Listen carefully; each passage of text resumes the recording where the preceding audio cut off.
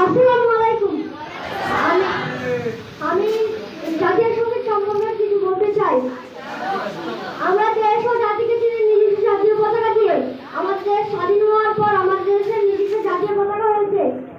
আমাদের দেশ 1947 সালে 15ই আগস্ট স্বাধীন হয় এবং আমাদের দেশের জাতীয় পতাকার 3টি রং এবং 3টি রঙের সমান ভাগ রয়েছে। আমাদের দেশের জাতীয় পতাকার ওপর রংটা হলো গেরুয়া, মাঝের রংটা হলো সাদা ও নিচের অংশটা হলো সবুজ ও সাদার মাঝখানে যে অংশটা আছে সেই অংশটাকে অশোক চক্র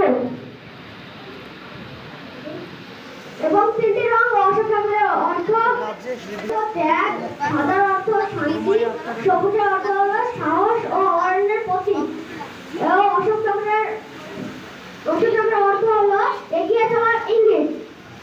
এগুলো আমার বক্তব্য শেষ করছি। আসসালামু আলাইকুম। সবাই জাতীয় জগতে বিরাজ করছে।